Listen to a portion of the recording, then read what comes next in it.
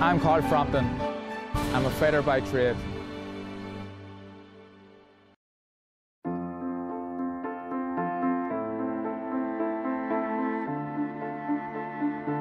Ready?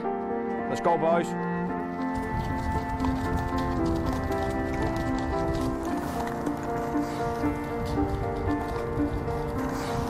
Carl, when did you start boxing? At what age? I started when I was 7, so it's pretty young.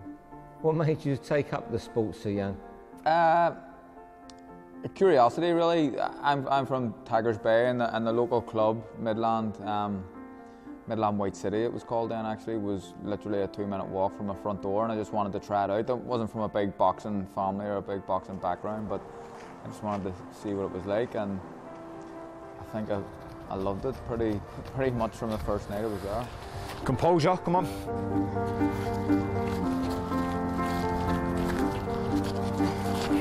Get ready. Let's go. Be a bit slower on that one. What was your parents' attitude when you said, "I'm just going to start boxing"? If you weren't from a boxing background, I can't really remember. I think my mum was actually one of the ones that she was kind of pushing me into it, and she brought me down. So I was a quiet kid in the street, you see. So maybe give myself a wee bit more confidence, and I was in sparring, and I love sparring. In the ring, I was beating up the guys who I'd have been frightened of maybe on the street. So I got a wee bit of confidence from that, and I wasn't a big fan of training. I loved to spar, but you'd have found me hiding behind the bag somewhere or hiding in the corner somewhere else until the sparring started. But I just loved fighting, and that was it. Not in the street really. I was a quiet kid, very, very timid, but when I got in the ring, loved it. What is it that switched you on even at a young age then? I don't know. I think that it has to be, I think every man, not fighters, not boxers, not MMA guys, I think that everyone has an instinct to want to fight and to be better than the next man, and the competitiveness, and that was it. It was very, very competitive. At anything I'd done, I wanted to be the best, and boxing was no different. Were you the smallest kid in the club? Yeah, I was the smallest kid in Belfast probably, and I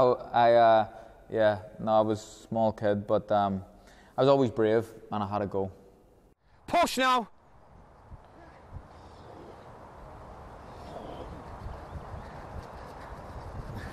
Good lad, well done, Conrad. Superb that. Superb. Time. Last one now.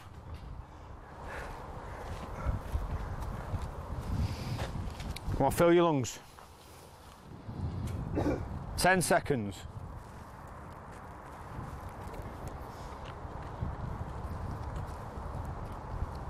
Let's go. How old were you when you won your first trophy as an amateur? I had my first fight when I was 7. So I joined the club and I had my first fight. I was in a hotel up the north coast in Port Stewart, and until you hit 11, obviously the competitions, the fights are all called draws at the end.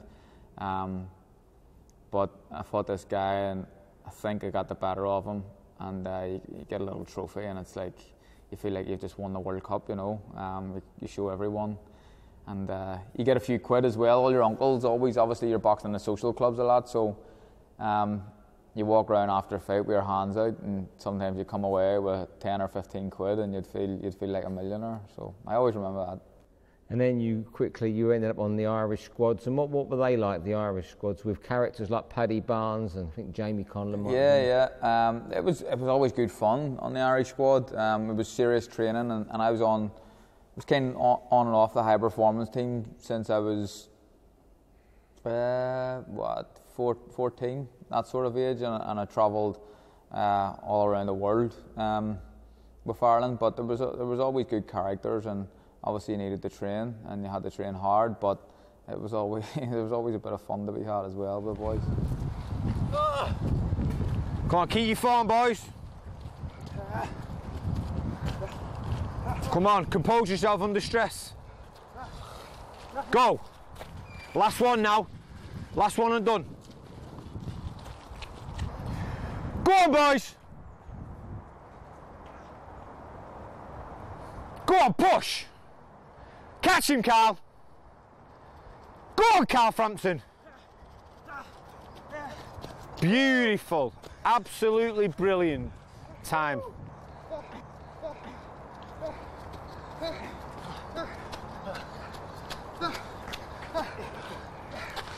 Time. Well done, boys.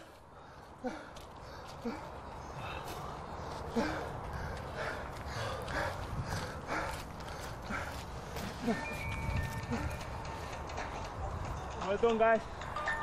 Good that. Yeah. Good work that, boys. Really good work. Well done, mate. Well done, pal. Well done. Well done. Talk us through your professional career so far, what it's been like for you. It's been good. I've had some amazing nights. I had my debut in Liverpool probably at about 5:30. No one there apart from my man, dad, missus, a handful of people. And since then, I've kind of stepped it up and I've fought a good level of opposition. Won a European title pretty early in my career. I was meant to fight Kiko Martinez actually for the European title in my 11th fight, and he pulled out. I think his dad actually got his leg amputated, so he had pulled out. And then we moved on quickly. I won the world title in Belfast, outdoor Titanic slipway, a night that I'll never forget. The fight against Quigg was huge. Not a great fight, but the atmosphere is another thing that I'll never forget. I think we took over Manchester that night. I didn't feel like the away fighter.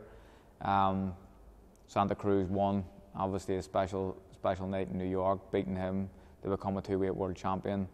And Santa Cruz too, although I lost, it was still something that I'll never forget, to bring in 5,000 people to Las Vegas shortly after Christmas.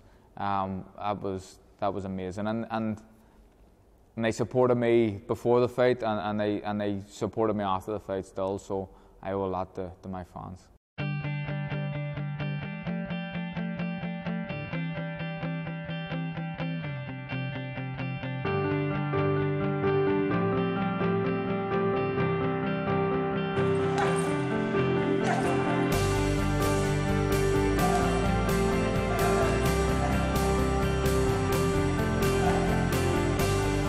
I'm gonna get ready. What was it that night you beat Martinez there in the Titanic? It was especially, people talk of great boxing nights in Belfast over the years. That night was up there. Freezing cold. Yeah, it was cold. It was strange. It was the best I ever felt. I think there's something to be said for sitting down in between rounds and having a nice sea breeze coming in. Everyone else was freezing, but it kind of woke me up, and I felt at the end of that fight it was the best I'd ever felt at the end of 12 rounds, and it wasn't an easy fight. It was pretty high paced, but something to do with the cold obviously helped me. Maybe not everyone that was spectating. You see all the dolly birds coming in their dresses, thinking it's going to be roasting hot, but everyone was pretty cold. That's all people talk about how cold that night was. But I'll never forget it. Just to do it there, and you can actually see Tigers Bay from the ring, from where I fought, so you can see where I grew up. It meant so much to me that night. Was that the night in your career where they had to have pinned you to the canvas to beat you, do you think? I don't think that anyone would have beat me that night in the super bantamweight division. I'm very, very determined. And I feel like I performed that night. I was switched on from start to finish, and it was the second time I fought Kiko. First fight, although I stopped him for the European title, I feel like I was in control a lot more in the second fight, and I was just so switched on. And of course, you talk about Santa Cruz, the win in Brooklyn. What was that like, headline in New York? Amazing. To go out there as a massive underdog. I think there was something like 35 American journalists were asked who's going to win the fight. 33 or 34 picked Leo. And that was it, really. I went out there. I knew I had a belief in me. I wasn't going out there thinking this guy's going to beat me. I was trying to fight him for a number of years before it. I got myself into a mandatory position to fight for his WBC title at super bantamweight, and the fight never came off. So I always believed I could beat him, and I went out there full of confidence to New York.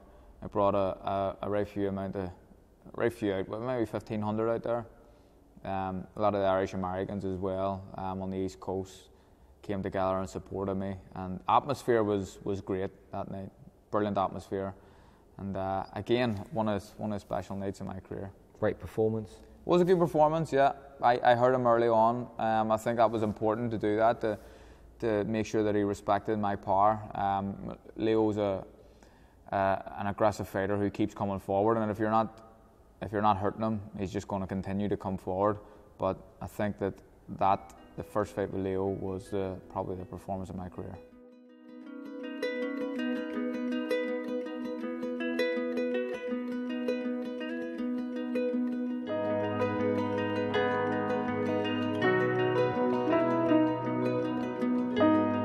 What made you join Jamie Moore? It was a surprise. Yeah, I think it was a surprise to a lot of people.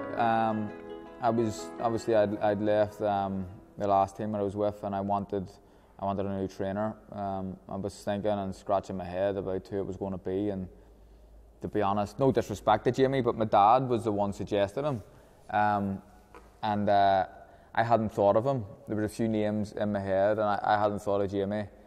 My dad said it. I thought that would be a good shout, and me and Jamie didn't really know each other, but we'd seen each other at fights and stuff, and he's always very respectful of me, and would always say hello. And I tried him out. He was the first guy to try it out.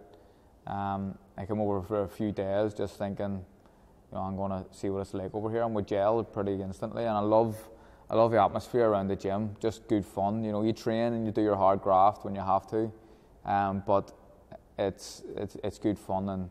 And he says to me, this is the hardest game in the world, boxing, and it is. But just think of how hard it is when you're not enjoying yourself. So I feel like for the first time in a number of years, I'm enjoying boxing again.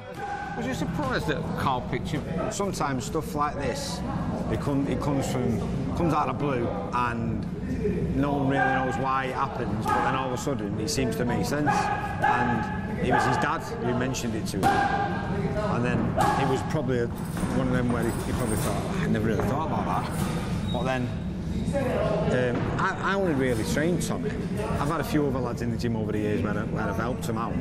I really only do this stuff to help the lads out. I know that I've got experience, and I know I can do a good job with it, but I don't do it as a job. I do it because I like to help people. And Tommy, for instance, when he come to and asked me, I could see he was a bit desperate. He needed someone to help him out and try and take him to the next level. And I did, and that's what I like doing. I enjoy helping the lads out. So it's not really a job then. But I've had a few lads over the years they've took the piss basically. They've come in here and they like the idea of being a professional boxer, but they don't want to do it. And I've ended up going, you know what, lads, this ain't going to work, because at the end of the day, I expect of them how I applied myself as a fighter. I expect it back off them. Why should I be working harder than they are to try and help them at the end of the day? So, but I think the little conversations we had over the first couple of days, I think he understood that. He understood that I'm only doing this to help people, help these fighters. And then obviously he asked the question, he came over, he tried a couple of days, and he enjoyed it. And if you're enjoying it and the fighter's happy, you're going to get the best out of him. Was he as good as you thought he was when you first saw him in the gym? Absolutely, yeah. The first time we did a pad session, I was well impressed, obviously. But what made me smile was the other lads stood around watching, and then I've jumped out and they all went, wow. So he speaks for himself, and I don't want to blow smoke up his backside too much, but everyone knows he's a terrific fighter, and I think you're going to see the best out of him because he's happy and he's content. like I just said, you always get the best out of a fight when they're happy, and he certainly got a smile on his face. Grounded, isn't he, as well? Yeah, yeah. And do you know what? We're working class people. That's the way we come from. Boxing is renowned for a sport, for things like that. He's one of us. He's already an adopted Salfordian now. There's that many Irish here. We're Irish immigrants anyway in my family, so we've come over here and settled in Salford, and he's settling right in, that's for sure. You forgot he was an Irish champion. He's won that one, hasn't he? No, he didn't even know that until I told him. So that was one of my chat-up lines on him straight away. I said, "Oh, you used to be an Irish champion." Don't snatch at him, mate.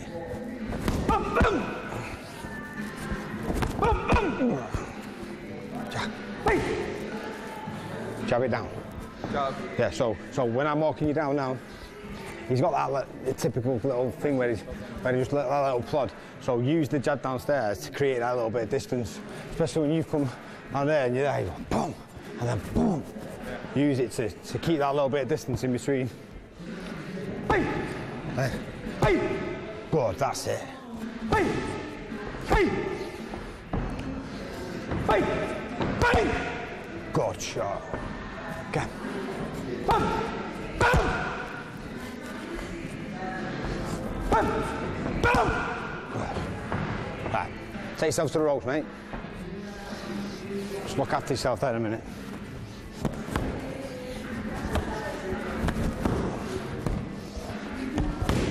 Bring it up now. So, boom. Yeah? Okay.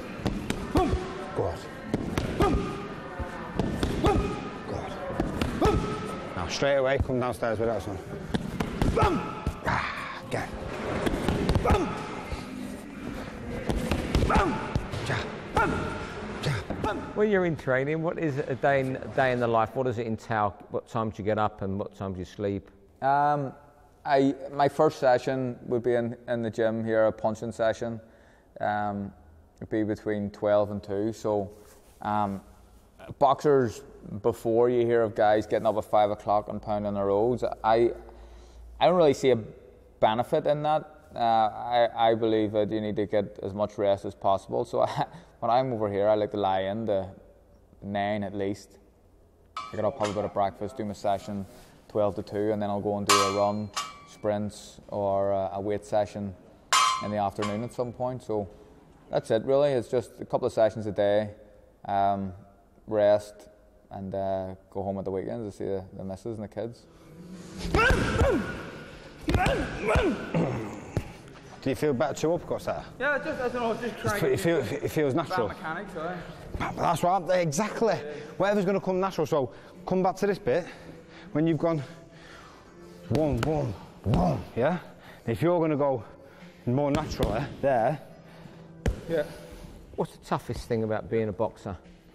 Toughest is being away from my family. I go into camps. It used to be harder because I was kind of at one point in my career I was only seeing my missus, and I only had a wee girl at the time, one of my kids. I was only seeing them for a weekend every month, which wasn't great, and that was hard. But now, obviously, as I've developed and a few more pound in the bank, and I can afford to fly home every weekend, so I make sure to do that. And but the toughest was always being away from my family. But now I drop my kids off, my wee girl off to school on a Monday morning, and I see them again on a Friday night. So it's not too bad. That must help you a lot in training, the fact that you can go home every weekend, just fly from Manchester to Belfast in 30 minutes. Yeah, no, it's great. I think that there's some people who like to maybe just stay away from their family and switch off completely and get in the zone, the boxing zone, for months before the fight. But I'm a family man. I like to see my kids. I like to see my wife. I like to be around them. And even on fight week, if I'm fighting in Belfast, I will stay in a hotel, but I'll go and see my wife and kids every day, just because that's what I like to do. Does your wife want you to pack up, or does she want you to continue? I don't know. She's noticed a difference in me since this new move and everything that's going on, and she sees that I'm more happy. So where I was always thinking about retiring and hanging the gloves up and thinking about the day I can just pack it in, she was probably the same, because I was always giving all the grievances to her and phoning her every night, complaining and saying, "Oh, I hate this game. I want a jacket." But now I feel like I'm a different man, and she's noticed that, and I think that maybe she'll let me go on for 1 or 2 more years.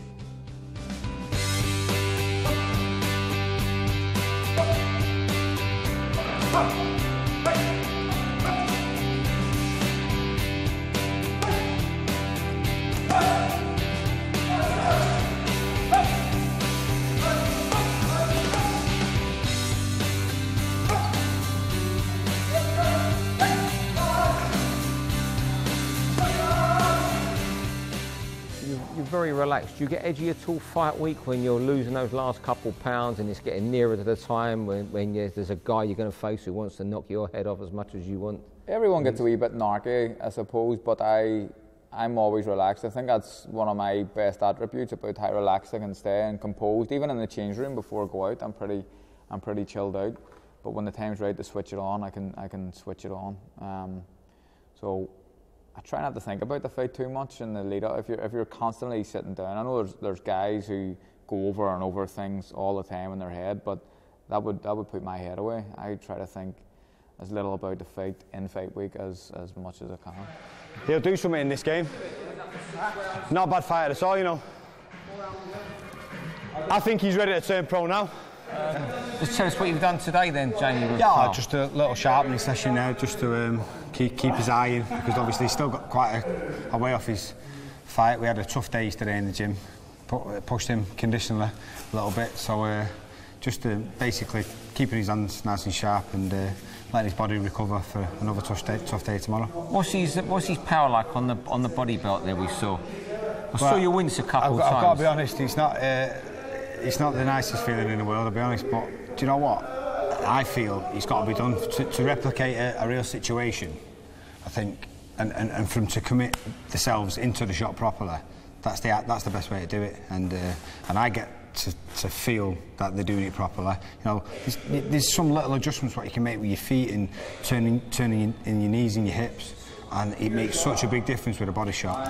And it's all right me standing here watching him on the bag saying, yeah, this is how you do it, but to get the first-hand sort of experience of it, that's the best way to do it. And listen, I've been on the body belt with some big punches over the last few years, and he's certainly right out there. Even though he's a featherweight, he can whack. But you said about he's fighting at the highest level for 9-stone fighters. Well, he's elite, isn't he? Yeah, of course he's an elite fighter.